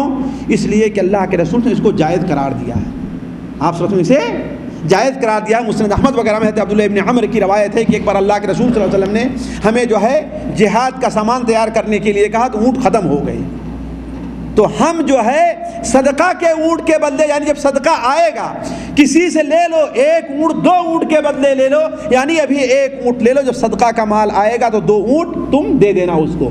تو گویا اس میں ادھار بھی ہوا اور زیادتی بھی ہوئی۔ آری بات سمجھے نا؟ ایک مسند احمد میں ہے، بلکہ صحیح مسلم شریف میں بھی ہے کہ ایک غلام آپ کے پاس آ کر کے مسلمان ہو گیا اور آپ نے اس پر ہجرت کے لیے بیعت کر لی۔ بعد میں اس کا مالک، آپ کو معلوم نہیں تھا کہ وہ غلام ہے، بعد میں اس کا مالک بھاگا کہ تو میرا غلام ہے۔ اب آپ نے چونکہ بیعت کر لی تھی تو آپ نے اس سے کہا ایسا کرو، اس کے بدلے میں 2 غلام تم کو دیتا ہوں، اب اس کو رہنے دو۔ تو گویا 1 غلام بدلے آپ نے 2 غلام دیا۔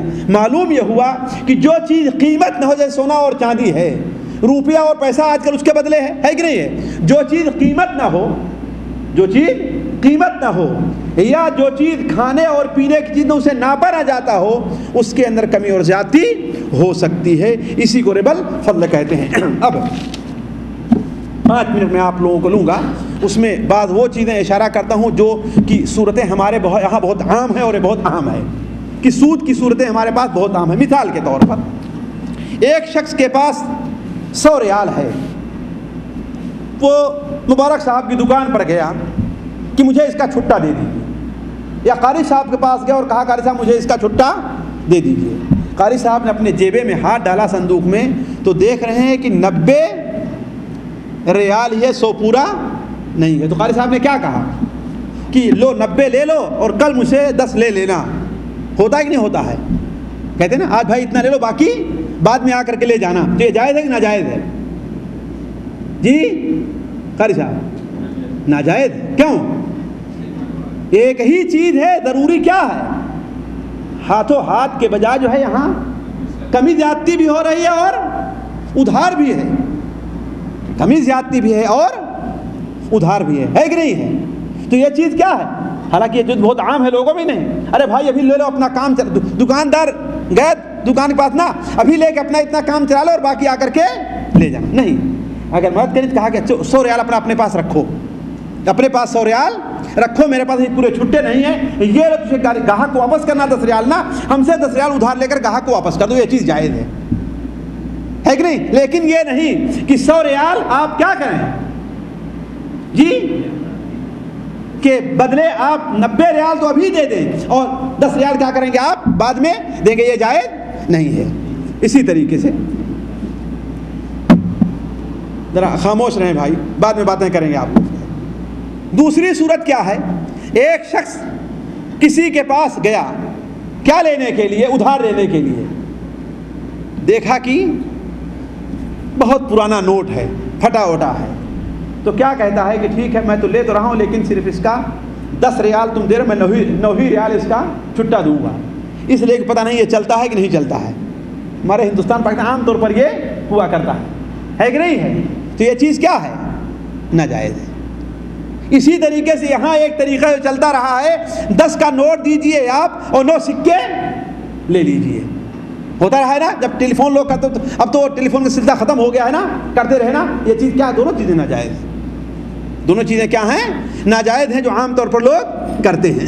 اسی طریقے سے سود کی ایک شکل ہے جو بہت عام ہے، اور بہت سے لوگوں نے، حتیٰ کہ ہندوستان سے ٹیلی فون کر کے لوگوں نے مجھ سے پوچھا، یہ ہے کہ کسی شخص کو کوئی شخص آپ سے 25,000 روپے یا 50,000 روپے قرض لینا چاہتا ہے نا، آپ کہتے ہیں ٹھیک ہے میں دے تو رہا ہوں، لیکن تمہارا مکان خالی ہے نا، مجھے میرے بچوں کو سال بھر اس میں رہنے دو۔ شرط لگاتے ہیں کہ نہیں لگاتے ہیں؟ یہ سود میں داخل ہے۔ اللہ یہ کہ آپ بازار کا جو ریٹ ہے اس ریٹ پر آپ اس کا مکان کرائے پر لیجئے، کوئی بات نہیں ہے کہ نہیں ہے، لیکن مفت میں، یا آپ نے کسی کو گاڑی بیچا کتنے کی؟ 10,000 کی، کہا کہ گاڑی لے جائیے، ٹھیک ہے میں 10,000 میں آپ کو تھوڑا سستے میں دے دیتا ہوں، لیکن کبھی کبھار مجھے اگر کچھ موقع ملا تو میں گاڑی، کبھی مجھے زلفی جانا ہوا، ریاض جانا، میں لے کر کے چلے جاؤں۔ یہ چیز کیا ہے؟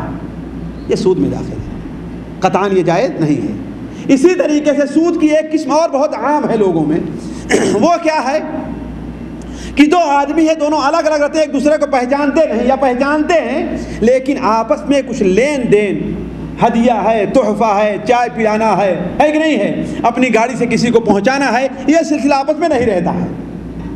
لیکن جب قرض لے لیا تو اب ہدیہ بھی دینا شروع کر دیے، بلا کر کے اپنے یہاں چائے پلانا بھی شروع کر دیے، ہے کہ نہیں ہے، اب ان کو اپنی گاڑی سے پہنچانا بھی شروع کر دیے، یہ چیز بھی سود میں داخل ہے۔ اس لیے کہ ہدیہ اب جو آپ کو دے رہا ہے، اس کا کیا کس لیے دے رہا ہے؟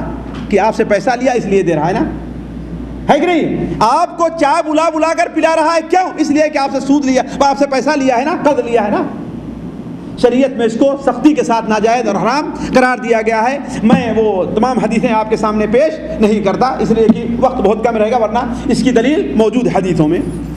5ویں صورت جو سود کی ہمارے یہاں رائج ہے، سورس کی بات جو ہے نا، کسی کو آپ لے کر کے گئے سورس کے لیے، کہیں پر آپ کے بچے کو نوکری کا معاملہ ہے یا آپ کا کوئی کام جو ہے کسی آفس کے اندر رکا ہوا ہے کہ نہیں ہے، تو آپ محنتانہ کے نام سے اس کو 100-200 دے دیا کرتے ہیں. یہ چیز کیا ہے؟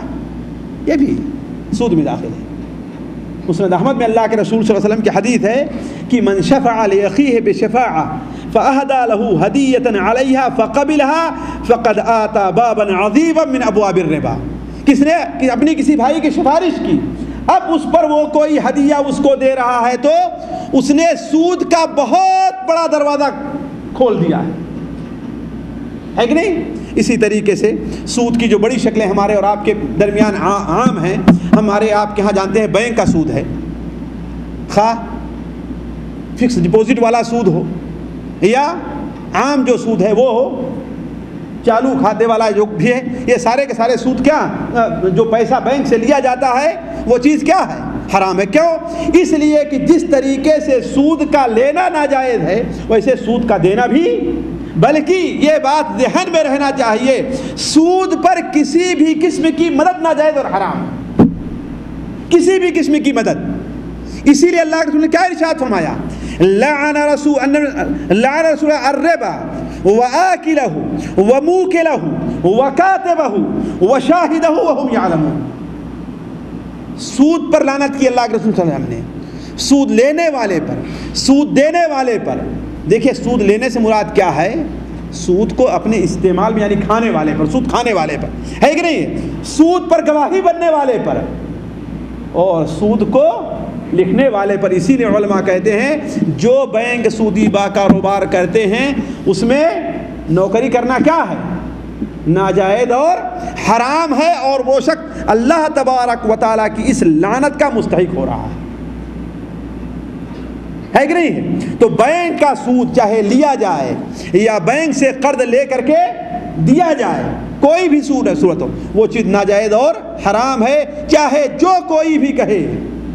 وہ چیز ہر حالت میں ناجائز اور حرام ہے، اس کے جائز ہونے کی کوئی دلیل قرآن اور حدیث کے اندر نہیں ہے.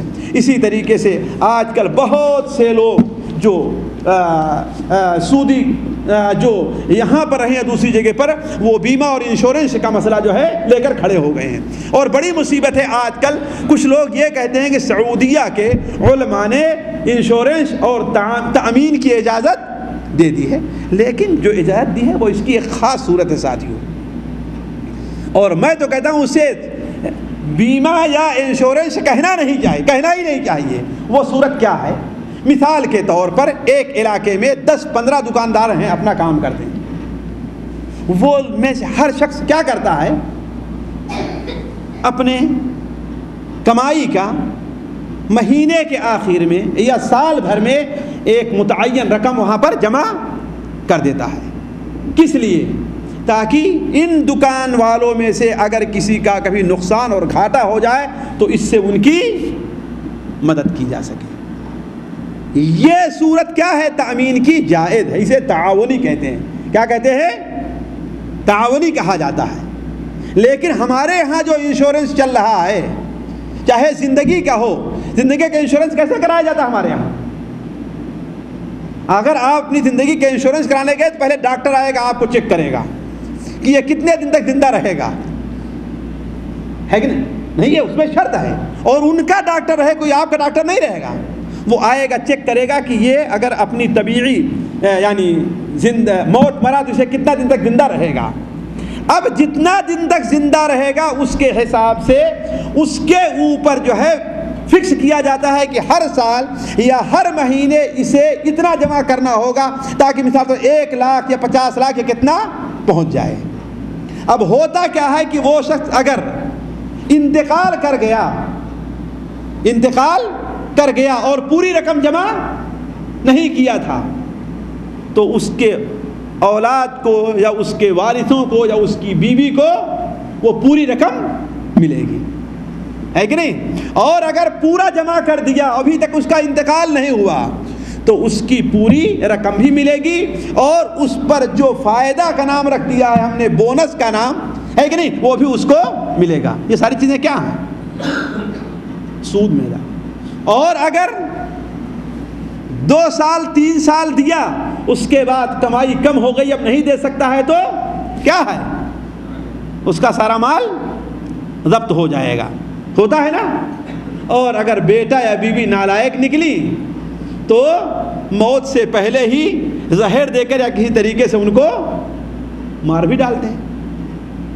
1 2 نہیں، سینکڑوں ایسے واقعات آپ اخبارات میں پڑھیں گے، خاص طور پر جہاں پر انشورنس وغیرہ کا زور زیادہ چلتا ہے کہ بیوی ہے، بیٹا ہے یا اور کوئی ہے، اس کو جو جمع کر رہا ہے پیسہ، اس کو ہی موت کے گھاٹ اتار دیا کرتے ہیں۔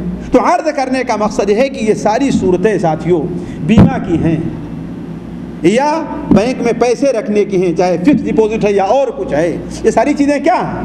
یا بینک سے تجارت کے لیے کوئی کاروبار کرنے کے لیے سود لینا ہے، کیا چیز ہے؟ ناجائز اور حرام ہے۔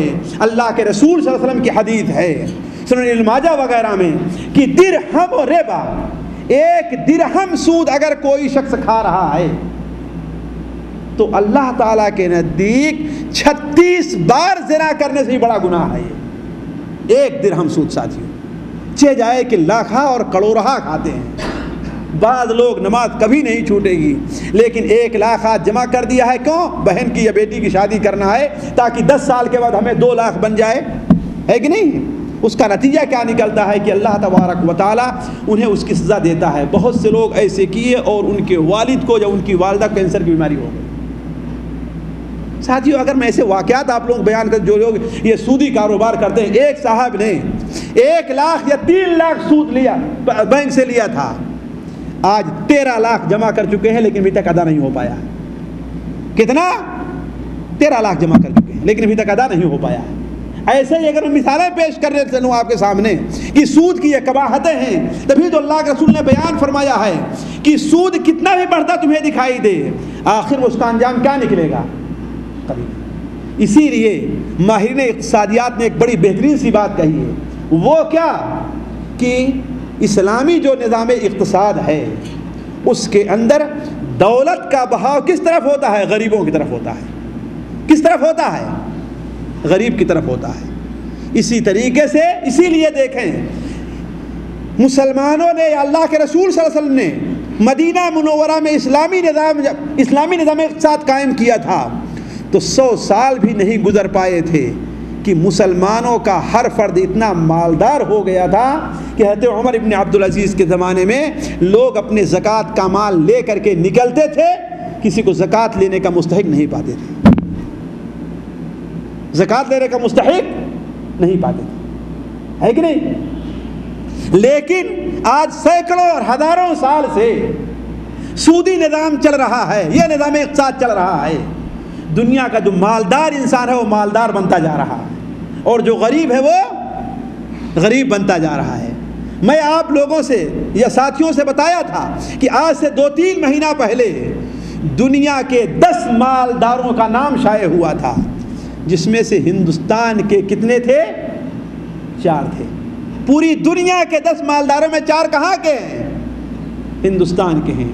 اور اسی ہندوستان میں آپ راجستھان، بہار اور بنگال کے علاقے میں چلے جائیے تو کتنے ایسے لوگ ہیں جن کو روٹی میسر نہیں ہے۔ میں اپنی آنکھوں سے دیکھ کر کے آیا ہوں ساتھیوں، میں اپنی آنکھوں سے آج سے 3-4 سال پہلے دیکھ کر کے آیا ہوں کہ 10 روپے میں صبح سے شام تک ایک مظلوم عورت کتنے؟ صرف 10 روپے میں کھیت کے اندر کام کرتی ہے۔ کتنا؟ 10 روپے میں ساتھی، صبح سے شام تک۔ یہ حال ہے سرمایہ دارانہ نظام اور سود کا کے نظام کا کہ جو مالدار ہے وہ مالدار ہوتا چلا جا رہا ہے۔ کیوں؟ اس لیے کہ یہ نظام اقتصاد جو ہے اس میں دولت کا بہاؤ کس طرف ہے؟ مالداروں کی طرف ہے، غریبوں کی طرف نہیں ہے۔ اور اللہ تعالیٰ جو نظام قائم کیا اس میں کس طرف ہے؟ غریبوں کی طرف ہے، مالداروں کی طرف نہیں ہے۔ آخر میں اللہ کے رسول صلی اللہ علیہ وسلم وہ حدیث آپ سامنے رکھیے ہمیشہ، جو لوگ سود لیتے دیتے ہیں انہیں سنانے کے لیے کہ اللہ کے رسول صلی اللہ علیہ وسلم نے ارشاد فرمایا سود کے 73 درجے ہیں۔ کتنے؟ 1-2 درجے نہیں ہیں، آج مختلف قسم کا سود ہمارے اور آپ کے ہاں رائج ہے، 73 درجے ہیں، اور سب سے ہلکے درجے کا سود کیا ہے؟